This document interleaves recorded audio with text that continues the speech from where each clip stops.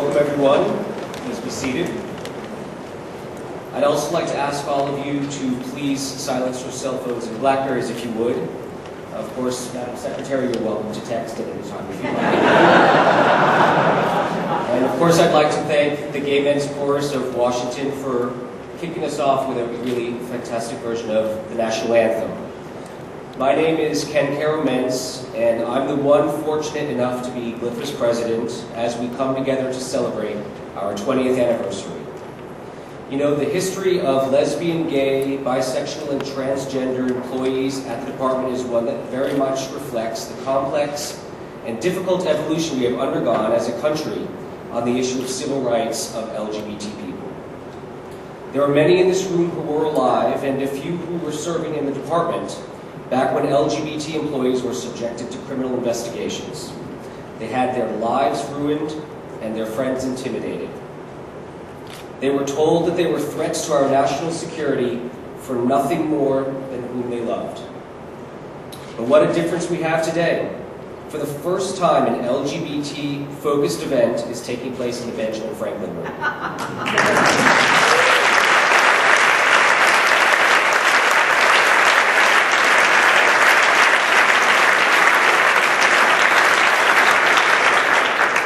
For that, we have cause to celebrate. One of our strongest allies over the past 4 years is Councillor Cheryl Mills. In her role as Chief of Staff to Secretary Clinton, Councillor Mills wears many hats, or in her case, fantastic boots. She manages the department's staff and provides policy and management support to the daily operations of the department.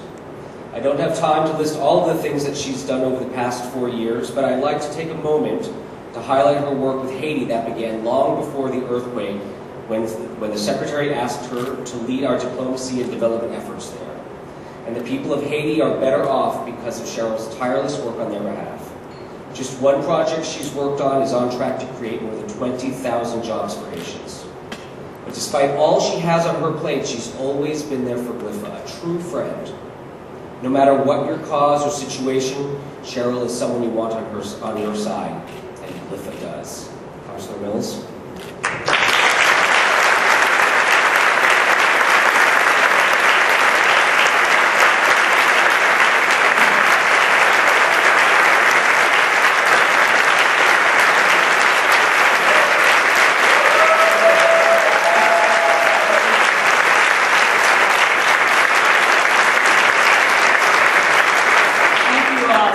It is just wonderful to be here in the Ben Franklin Room and to be joined by all of you all today to celebrate the 20th anniversary of GLIFAA. I can think of few better reasons to come together and to celebrate than to celebrate the work that GLIFAA has been doing to make the department and to make our foreign service stronger and better and more embracing of everyone's opportunity to have a chance to serve our country. I have had the particular privilege and joy of working with GLIFAA for nearly 4 years here at the department, and I am grateful not only for the partnership I've been able to have, but for the opportunity it has provided to me to further one of Secretary Clinton's most abiding principles, and that is trying to create a world where every person has the chance to live up to his or her God-given potential. You know, that principle is a very simple one, but its implementation too often requires courage and persistence, relentlessness, and a willingness to actually do something when doing nothing is absolutely the easiest course of action. Those who have been a part of and stood with GLIFAA, they have always chosen to do something, and the work that you all have done together has wrought the change we have wanted to see in the department. I have no illusions. I know that there is a lot more work to do, but I do know that the department today is stronger and better and more embracing because of the work that GLIFAA and those who have supported its work have done. And so I do think there is occasion to celebrate not just where we've been, but also the journey that is ahead and the opportunity to have so many people in partnership as we step through those next steps. On a personal note, I want to say thank you to GLIFAA and say thank you in particular to their leadership. Thank you for letting me play a part on behalf of the Secretary in building on the change here at the department. I have had no better partners no better mentors and no better colleagues than those who have provided leadership at GLIFAA.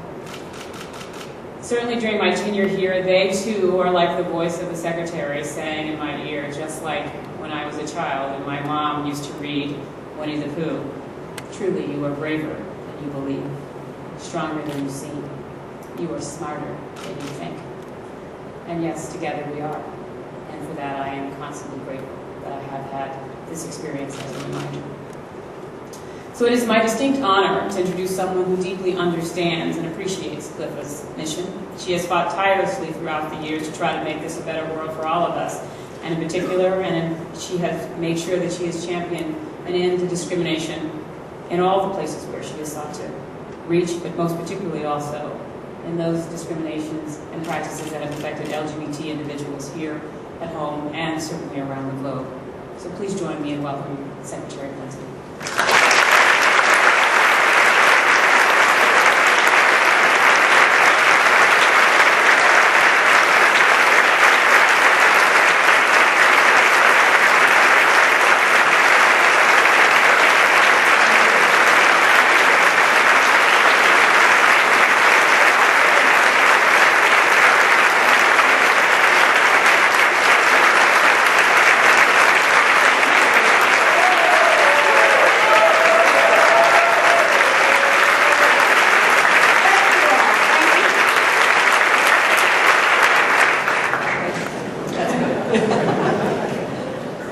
Wow, well, welcome to the Ben Franklin Room. And congratulations on your 20th anniversary. I am so pleased to be here and to have this chance to join this celebration. Ken, thank you for your kind words and your efforts here to make this day possible. I am extremely pleased that Cheryl Mills, my friend, as well as Chief of Staff and counselors here, so that those of you who may not have met her or even seen her, given how shy and retiring she is, can express your appreciation to her for her tireless efforts. I'm delighted that Deputy Secretary Tom Nides is here. Tom, who some of you know, who you've had a chance to work with him, has been just an extraordinary deputy. Also, let me recognize USAID Deputy Administrator Don Steinberg. He's been an unyielding advocate for the LGBT community at USAID. We also have a number of ambassadors and deputy chiefs of mission, both past and present, some of whom have literally traveled from the other side of the world to be here. David, I'm talking about you. And we have Michael Guest with us, our country's first out ambassador to be confirmed by the Senate, and someone who's remained an outspoken champion for LGBT rights despite having to endure countless attacks and threats. Michael, why don't you stand up so that you can...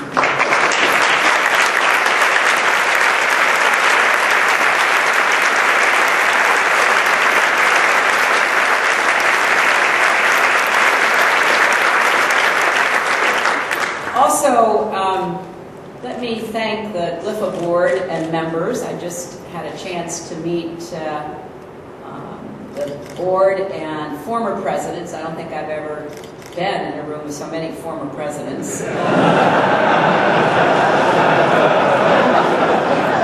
Last count was maybe 5. But it's really due to their leadership over 20 years that GLIFAA has reached this milestone, and it will be up to all of you and those who come after you to keep the work going for the next 20 and the 20 after that. Now, it wasn't really that long ago since this organization was created, but in many ways it was a completely different world. As we heard, in 1992, you could be fired for being gay.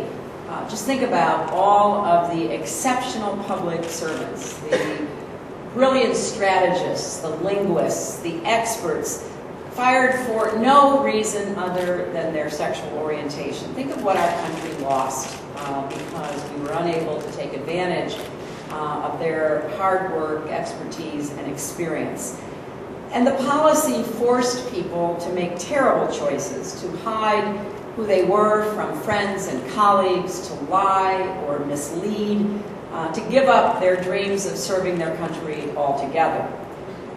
That began to change, in part because of the brave employees here at State who decided that it was time for the bigotry, the ignorance, the lying and discrimination to end.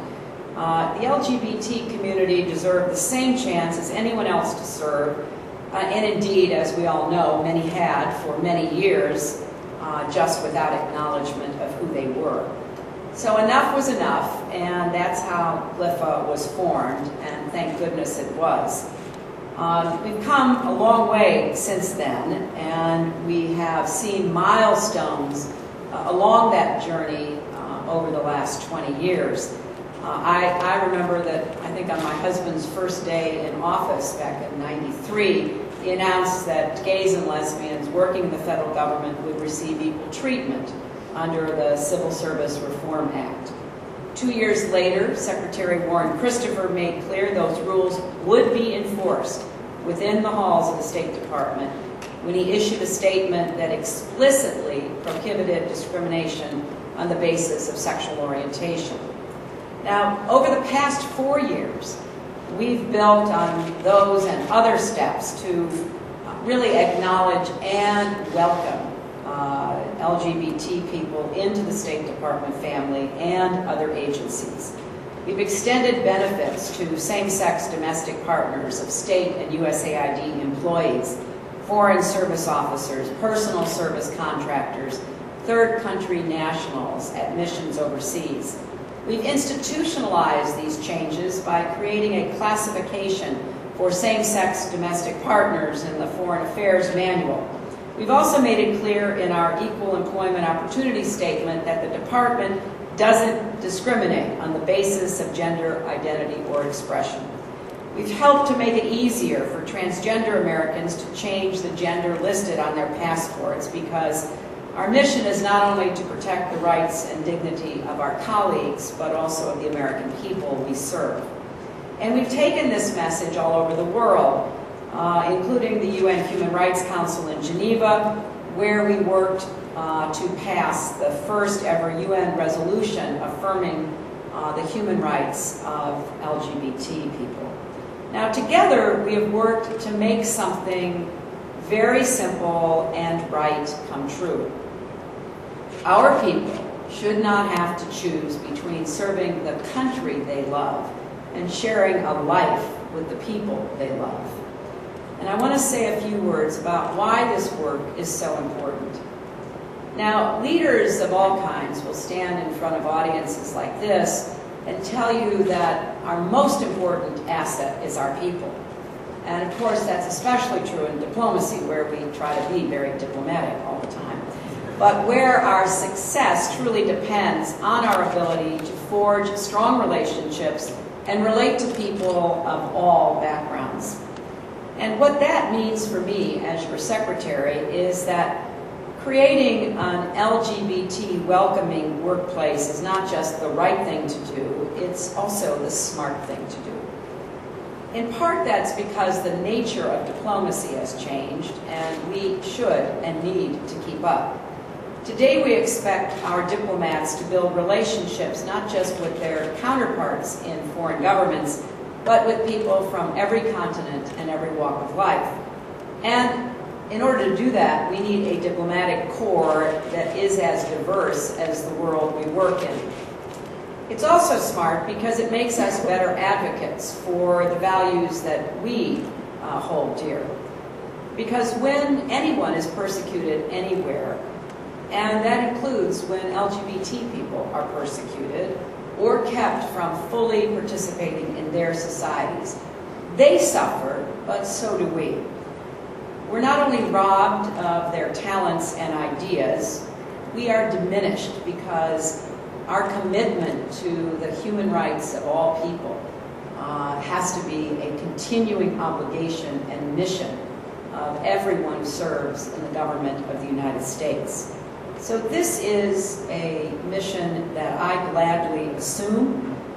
We have to set the example, and we have to live up to our own values. And finally, we are simply more effective when we create an environment that encourages people to bring their whole selves to work, when they don't have to hide a core part of who they are, when we recognize and reward people for the quality of their work instead of dismissing their contributions because of their sexual orientation or gender identity. So really, I'm here today to say thank you to all of you. Thank you for your courage and resolve, for your willingness to keep going despite the obstacles, and for many of you, there were and are many. Thank you for pushing your government to do what you know was right, not just for yourselves, but for all who come after you. I want to mention one person in particular who was a key part of this fight, Tom Gallagher. I met Tom earlier. Where is Tom? There you are, Tom. Tom joined the Foreign Service in 1965, and in the early 1970s, he risked his career when he came out and became the first openly gay Foreign Service officer. He served in the face of criticism and threats, but that did not stop him from serving. I want to take this moment just to recognize him, but also to put into context what this journey has meant for people of Tom's and my vintage. Because I don't want any of you who are a lot younger ever to take for granted what it took for people like Tom Gallagher to pave the way for all of you. It's not a moment for us to be nostalgic. It is a moment for us to remember and to know that all of the employees who sacrificed their right to be who they were really defending your rights and the rights and freedoms of others at home and abroad. And I want to say a special word about why we are working so hard to protect the rights of LGBT people around the world. And Dan Baird, who works on this along with Mike Posner and Maria Otero, have been great champions of standing up for the rights of LGBT communities and individuals. We have come such a long way in the United States. Tom Gallagher is living proof of that. And think about what it now means to be a member of a community in this country that is finally being recognized and accepted far beyond what anyone could have imagined just 20 years ago. And remind yourself, as I do every day, what it must be like for a young boy or a young girl in some other part of the world who could literally be killed, and often has been and still will be, who will be shunned, who will be put in danger every day of his or her life.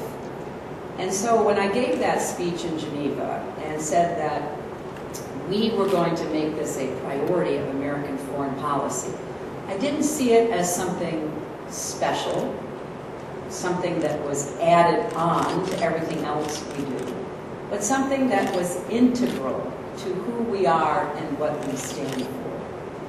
And so those who serve today in the State Department have a new challenge to do everything you can, state and AID and the other foreign affairs agencies, to help keep widening that circle of opportunity and acceptance for all those millions of men and women who may never know your name or mine, but who, because of our work together, will live lives of not only greater safety, but integrity.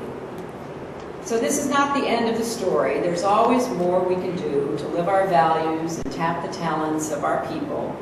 It's going to be an ongoing task for future secretaries of state and administrators at AID and for people at every level of our government. So even as we celebrate 20 years with Ben Franklin looking down at us, I want you to leave this celebration thinking about what more each and every one of you can do. Those who are currently serving in our government, those who have served in the past, and those who I hope will decide to serve. To make not only the agencies of our government, but our world more just and free for all people. Thank you very much.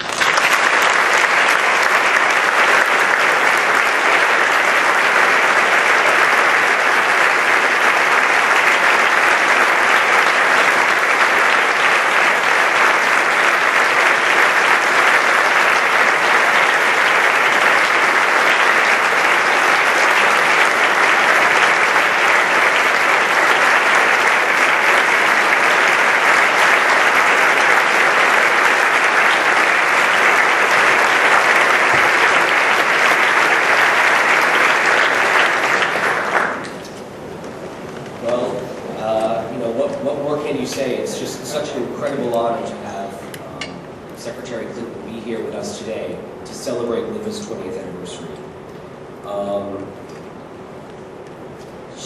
She constantly inspires us to do more, to push harder, and to dream of a day when true equality really will exist for all of us everywhere. It is now my pleasure to welcome to the podium Deputy Administrator of the U.S. Agency for International Development, Donald Steinberg, who provides overall direction and management at USAID and is another key GLIFAA ally. During his nearly 30 years with the government, Mr. Steinberg has served in a variety of positions helping advance the rights of those marginalized in society, whether working on behalf of internally displaced persons at the U.S. Institute of Peace, serving as the U.S. Ambassador to Angola, serving as the President's Special Representative for Humanitarian Demining, or working with the United Nations Development Fund for Women. Along the way, Deputy Administrator Steinberg has been an extraordinary leader in advancing the rights of LGBT individuals and a long-standing and true friend to our community. Please help me welcome to the podium Deputy Administrator Donald Steinberg.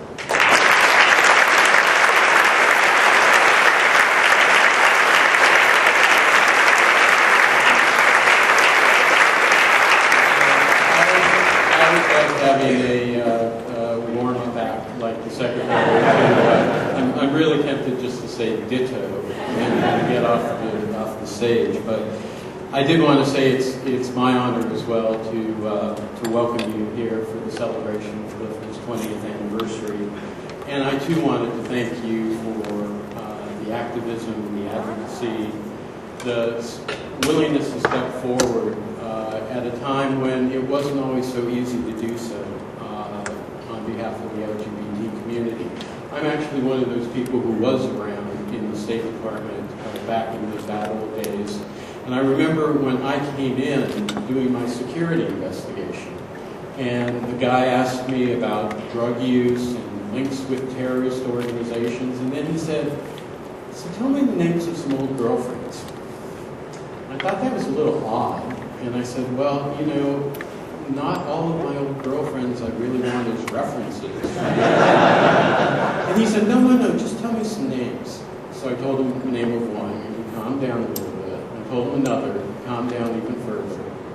I told him a third, and he started to get nervous. And finally I realized that 2 old girlfriends proved I wasn't gay, but 3 old girlfriends made me a womanizer. And then so on the third I said, oh, she was really just a friend. So that's the environment that I came into the Foreign Service in. And indeed, for us to move from that to have this program in the Ben Franklin movement is a real symbol of success. I wanted to start with one other personal story, however, and I told this the other day, but My father, Warren Steinberg, served for many years in Los Angeles as a high school principal.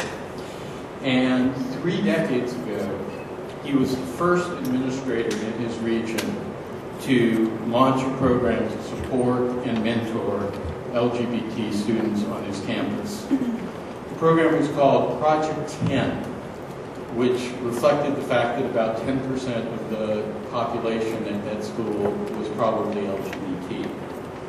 He came under huge attack, not so much in our community, but from here in Washington. And one senator actually stood up and said, "I will destroy this man's career if 1 penny of federal funds was used to support the program." So I remember calling my dad at that point to offer my, first of all, congratulations, but also just my moral support. And I was so pleased with what he was doing to support the rights of LGBT students. And I remember what he said to me. He said, "Yeah, supporting their rights is one thing. But more important is the fact that if these students are uncomfortable with their sexual identity, they're far more likely to drop out of school. They're far more likely to be bullied. They're going to abuse alcohol and drugs to a greater extent, and they'll have problems in the classroom." And so what he said was that this was not so much a reflection of human rights, but a reflection of his life as an educator. And I'll always remember the actual words he said. He said, "How can we teach these kids algebra and colonial history and ignore the issues of sexual identity that are going to fundamentally shape the rest of their lives?" That pragmatic approach, or even utilitarian approach, is what dominates our activities at USAID in the LGBT sector. We realize that development assistance is never going to be fully effective unless we draw on the full contributions of the entire population, including marginalized groups such as the LGBT community, but also women, ethnic and religious minorities, young people, people with disabilities, displaced persons. For the LGBT community, what that means is supporting the political, economic, and social empowerment of the community, protecting LGBT people during periods of conflict or humanitarian disasters, which is when they're most vulnerable, and mainstreaming these issues so that our programs in food security, global health, climate change also reflect these needs. Most of all, it means involving the LGBT community in our partner countries, not just as victims, but as planners, as implementers, and as beneficiaries of all of our programs. We use the watchwords, "nothing about them without them." And we're putting these words into practice. From Colombia and Honduras to Mali and Uganda to Vietnam and Pakistan, we're supporting local groups that are promoting LGBT well-being and rights. We're using our convening authority to expand public awareness of LGBT issues, meeting openly with LGBT activists from Mongolia and Romania to Kenya and South Africa. 14 months ago, I was proud that USAID began including in all of our project proposals, grants, and contracts language that strongly encourages our implementing partners not to discriminate against people on the basis of sexual orientation or gender identity. Working with the State Department, we're supporting the Secretary's Global Equality Fund to strengthen LGBT activists around the world. And just recently, we announced a $13 million global partnership with other governments, with advocacy groups, and with universities to support LGBT activists around the world, to identify best practices in this space, and to quantify the economic cost of discrimination against LGBT communities. In-house, we're changing as well. Earlier this year, we appointed our first senior coordinator for LGBT issues, backed by an advisory group that addresses partnerships, that addresses public affairs, research, and legal rights of the global LGBT community. With the strong encouragement of Secretary Clinton, we were the first federal agency to publish a recruitment brochure targeting the LGBT community. We've also issued regulations, as the Secretary mentioned, to provide full benefits for same-sex domestic partners for our various classes of officers. We too have proudly sworn in openly gay mission directors, and we're providing awards within USAID to those who are leading in the LGBT space. We have an internal listserv, the LGBT Champions, that provides a forum for 200 of our officers to address these issues. And yes, we regularly meet with GLIFAA to seek your counsel and your advice. I guess most of all, what we're trying to do is to create at USAID a safe space for LGBT individuals and their allies to discuss and debate these issues. We've still got a long way to go, but day by day we're making small and significant progress. And I'm inspired by the words of Robert F. Kennedy, which I actually keep on my desk at AID. He said, "Each time a person stands up for an ideal, or acts to improve the lot of others, or strikes out against injustice, he or she sends forth a tiny ripple of hope. And crossing each other from a million different centers of energy and daring, those ripples build a current that can sweep down the mightiest walls of oppression and resistance." So it's now my pleasure to introduce to the podium one of the most important ripples here at the State Department, a passionate, thoughtful, and articulate leader on LGBT issues within the department and more broadly throughout our administration. Deputy Assistant Secretary Dan Baer. Thank you.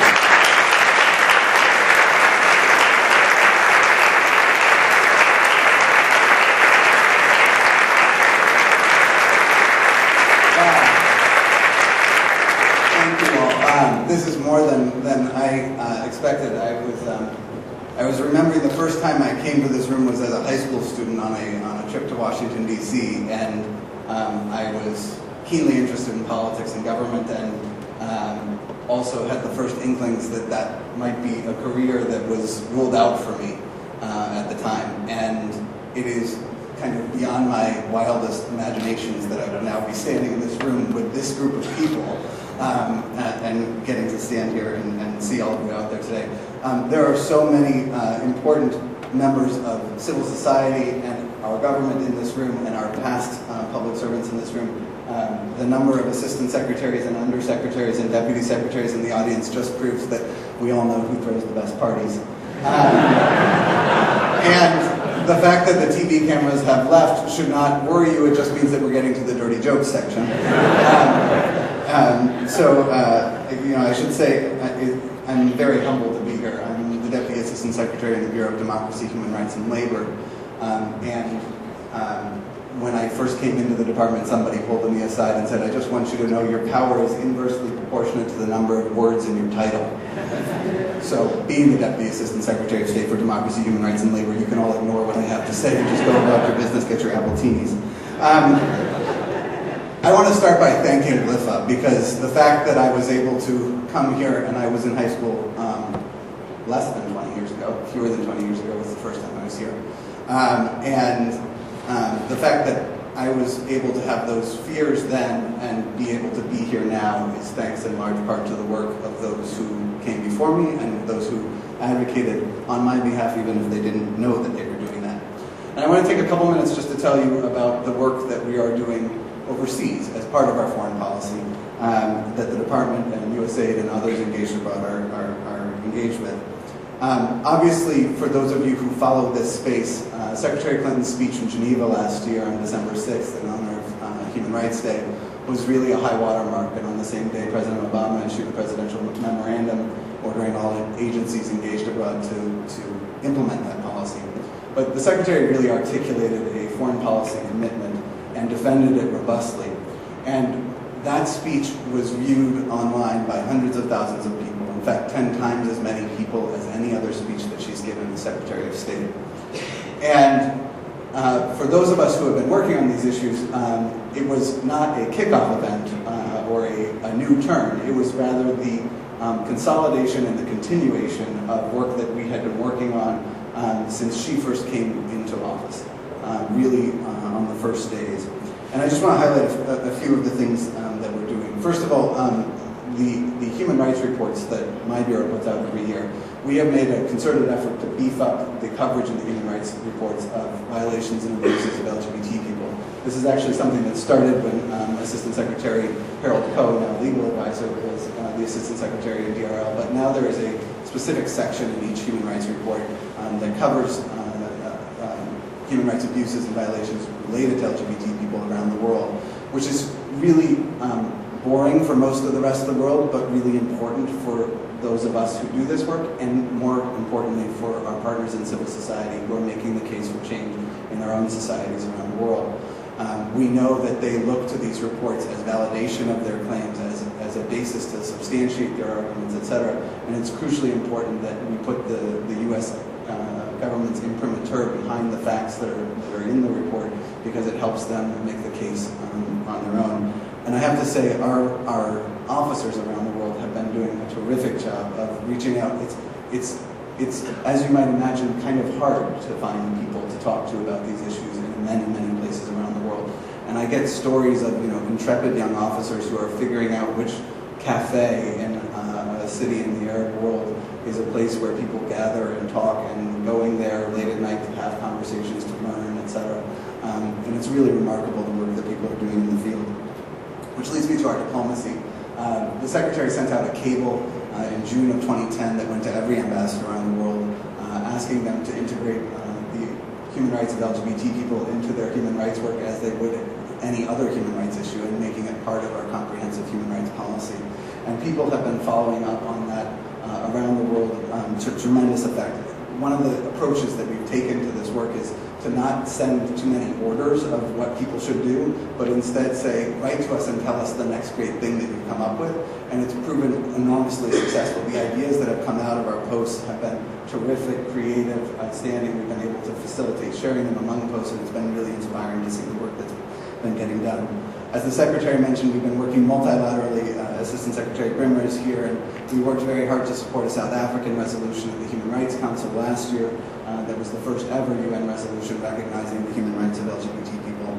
And the Secretary also launched announced the launch in her Geneva speech of the Global Equality Fund, which is an opportunity for us to work with other governments as well as private sector foundations to leverage our resources with theirs to support civil society actors, often very small NGOs, 2, 3, 4, 5 people in places around the world, and that along with the partnership that Don Steinberg announced is part of our growing efforts to support civil society actors around the world, which leads me to my last point, which is I think in this, as in much of the work that we do on human rights, it's very important to remember what our theory of change is. And it strikes me that our theory of change is very similar to the theory of change that's behind GLIFAA, which is that the most sustained and lasting change comes from within, from people who are making arguments in their communities about why things need to be different, why things need to be more fair, and who are making the case day after day. And so, just as GLIFAA has been a driving force for change in this institution,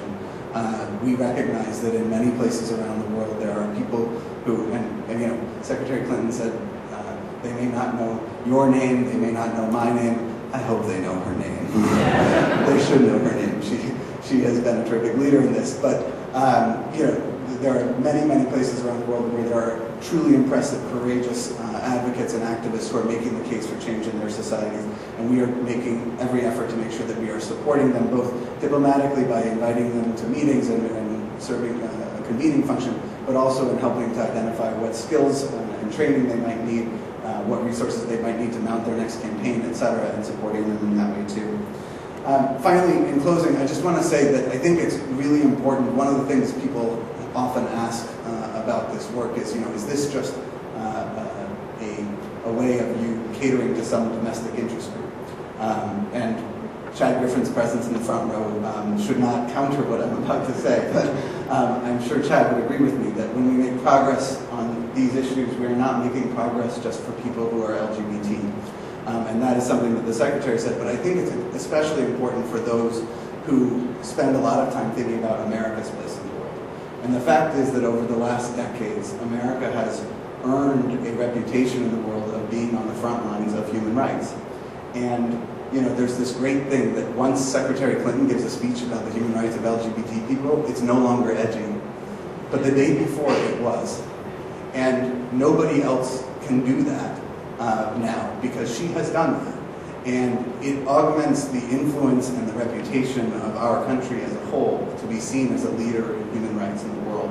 And this is one way in which her work and the work of so many others, the support of the work of President Obama and people at the White House, the work of so many in USAID and the State Department here and around the world has had an effect, not only directly on people who are more protected, but also on carrying on what I see as an American tradition. Oh, good. I just snuck in while I was talking. I will close there, and it is my great privilege to introduce Congressman Cicilline, who, as a member of the House Foreign Affairs Committee, as well as the LGBT caucus on the Hill, is at the intersection of these issues, both domestically and internationally, and who is going to talk about the ways in which the Hill can work together with the foreign affairs agencies.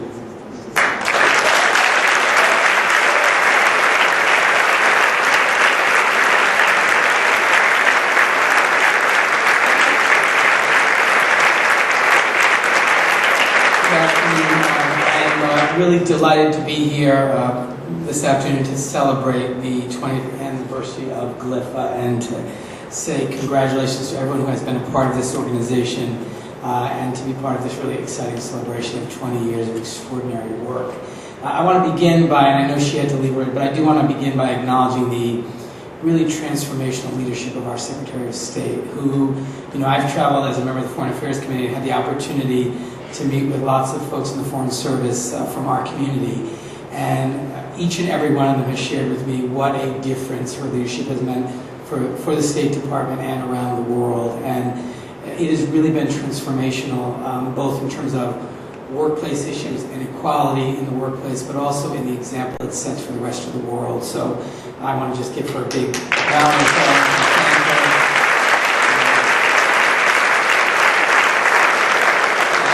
And we, of course, know that we've made a lot of progress in the last several years, in particular, in our fight for full equality. And I think we have a lot to celebrate, particularly some of the recent elections where in 3 states marriage equality was affirmed. And but I think we all recognize, and you maybe more than most groups, recognize how much work remains to be done. And but I think there's a lot of reason to be very optimistic about our march toward full equality.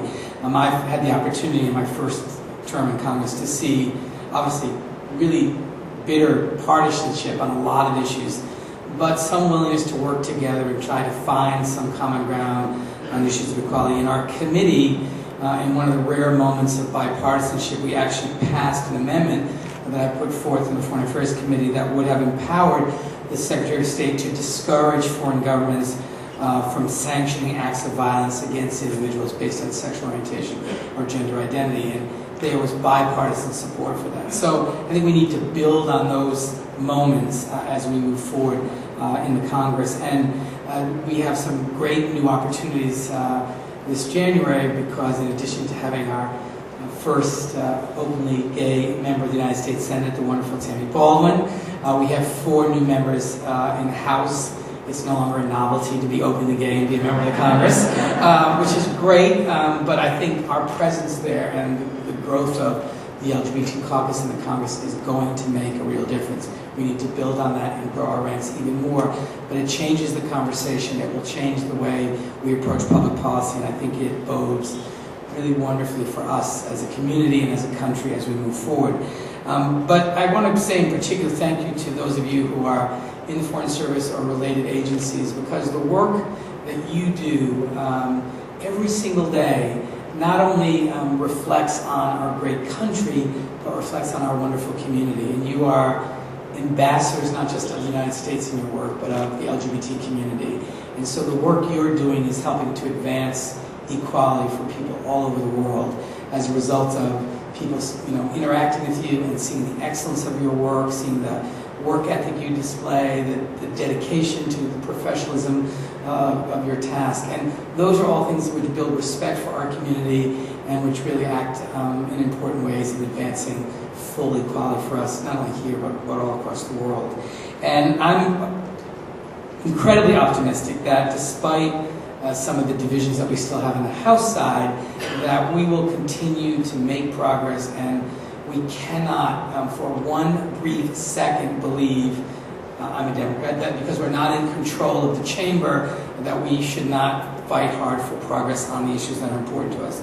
And that's passing the Employment Non-Discrimination Act, passing the United American Families Act, and the Domestic Partnership Benefits and Obligations Act, and repeal, of course, of the Defense of Marriage Act. Those have to remain top priorities for our community, and whether we are successful in persuading our colleagues in the House to do that or not, we cannot wait 2 years until we take the House back. We have to make those important pieces of legislation priorities and continue to use the opportunity not only to fight hard for their passage, but to make sure that we're educating members of Congress about the importance of these issues, and particularly new members of Congress who may not have formed opinions on them yet, and to really make it clear that this is a fight which we are going to engage in every single day until we achieve full equality for our community. And so I think we do that work knowing that the momentum is shifting in this country. You know, we have election results which demonstrate, and polling results which demonstrate that, you know, this march toward equality is happening. And it's the only question is at what pace it will happen. There is no question we will achieve full equality in marriage and employment and all the other important areas. And the only question is how quickly we'll get there. And I think that shift is happening in our country. It's starting to be reflected more in the Congress, and fortunately, because of the help of many of you now in the Senate as well. And I think no matter which of these issues is most important to you, I will say with certainty that there are a group of us in the Congress that will continue to make equality for our community an absolute priority, and continue to fight as if we were in the majority, as if we could pass them tomorrow, because that's the only way it will ever ultimately happen. And finally, I'm taking it upon myself as a member of the Foreign Affairs Committee to really focus on, as part of my work, the plight in many countries of members of our community who face incredible dangers. And it is important, I think, that we recognize that we have a moral obligation in the United States to be a leader, not only for equality and the safety of members of our community and the ability to reach their full potential here in America, but in places all over the world where members of our community face incredibly difficult situations and oppression and grave, grave dangers, and to understand our responsibility as the great moral beacon of the world to be advocating for full equality and for the safe treatment of members of our community. And this is an area in which I think the Secretary has demonstrated extraordinary leadership that has made a real difference all over the world. And I want to end by just saying again, thank you to all of you for the work that you do to make us all proud as members of this community and as citizens of this great country. It has been a great pleasure to work with many of you, and I look forward to continuing to work with you as we do the work that's necessary to give meaning to the great values of this country of dignity and respect and equality that form the very foundations of America. So thank you very, very much.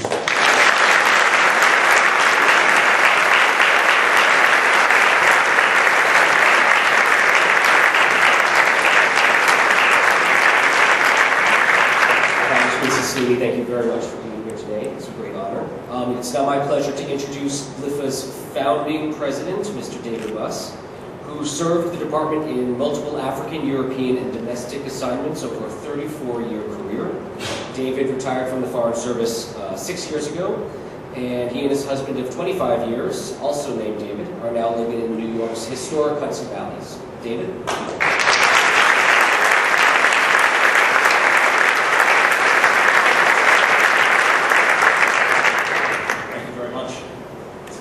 Great honor to be here. It's blows me away. We are here today. It's wonderful. In 1988, when I returned to the U.S. after 15 consecutive years of war, as far as I knew, I was the only homosexual in the Foreign Service. I didn't know, Tom. living in a veritable diplomatic bubble in mostly small, mostly third world countries, my knowledge of homosexuals in society was largely rooted in the religious intolerance I'd grown up with, and the notorious McCarthy hysteria which led to Eisenhower's 1953 executive order banning sexual perversion in government. Even by the late 80s, few gay people held political office. Many states still criminalized sodomy. The entertainment industry still portrayed gays as sponsoring sissies, pathetic suicide cases, or serial killers. The scourge of the developing AIDS crisis did nothing to foster confidence that coming out of the closet could be a positive experience in the workplace. I therefore had no intention of coming out. It developed, however, that the choice would not be mine.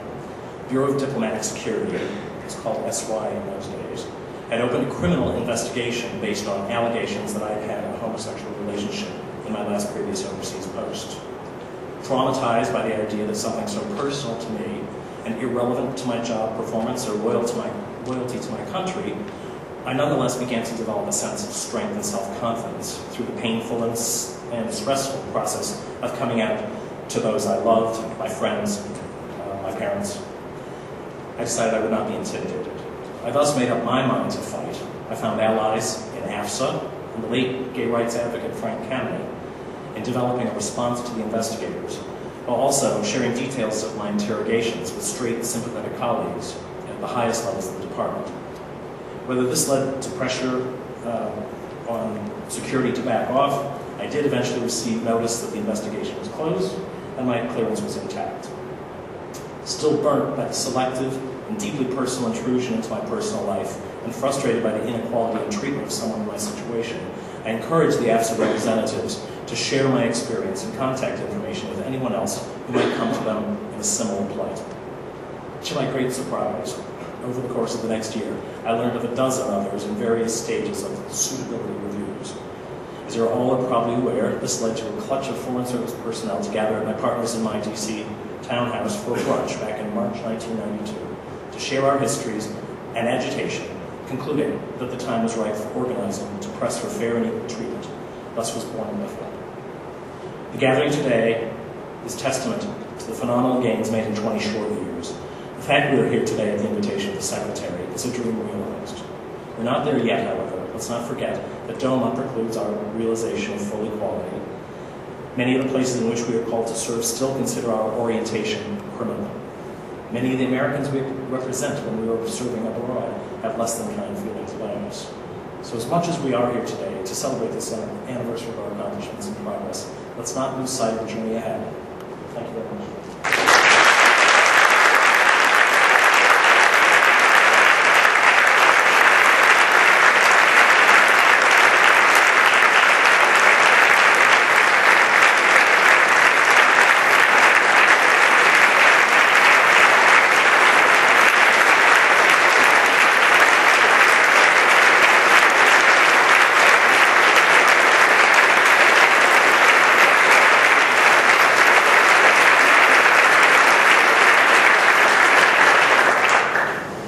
Thank you, David. A really personal and poignant reminder of where we've been and how far the LGBT employees of the Foreign Affairs Agency have come in these last 20 years.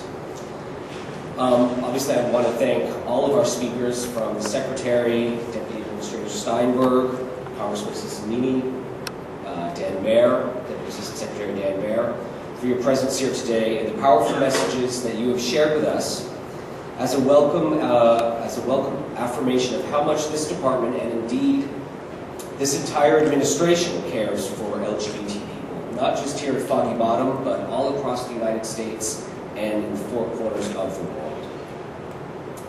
For 2 decades, men and women not so different from me or from many of you have dreamed of a day when an openly gay department employee could stand here in this fabulous room on a stage with guests as impressive as these. Well, I think we've made it. And I am truly humbled to represent generations of dedicated LGBT men and women who have given so much in the service to their country. Well, as humbled as I can be, but I'm also really excited and truly honored. And not to mention lucky, because you see, standing at this podium I am really standing on the shoulders of all those who have led GLIFAA before me. You have made it possible for us to enjoy the benefits and recognition that we have in the present. It is all too easy to forget on a day like today that there was a time when an event like this would have been impossible. In fact, there was a time not so long ago, as we've just heard, that we all could have found ourselves under investigation, doing nothing more than enjoying a cocktail or two, as we will in just a few minutes. My personal story tells a small bit of the larger narrative that brought us here and demonstrates some of GLIFAA's successes of that. A number of years ago, and more than I really care to discuss in a crowd this size, I grappled with the decision whether or not I should leave my job on the Hill, which I loved, and come here to the Department of State. I wasn't sure that there would be a real seat, or at least a comfortable one for me, here in the Foreign Affairs family. Grasping at straws, I reached out to an organization with a funny little name called GLIFAA. And Brian Dalton, who was the president at the time, was willing to sit down with me, although he didn't know me from Adam or Steve, and let me know about the good and the bad of what it's like being a Foreign Service officer at State, an openly gay Foreign Service officer at State. And he sold me, and that's one of the reasons why I'm standing here before you today. And not just that, but I'm standing before you as a senior advisor on LGBT human rights issues, working with Deputy Assistant Secretary Dan Baird. That such a position even exists at the Department of State, I find truly remarkable and demonstrates how far we've come as a department, as a society, and we really have to thank folks like Secretary Clinton and her team for bringing us to this point. Her courage and the courage of others have really pushed this whole debate forward, not just here at home, but globally. More than that, though, and in the broadest sense, Brian's outreach to me represents the very heart of GLIFAA, that our members are always here to help out one another, and all of our LGBT brothers and sisters, however we can.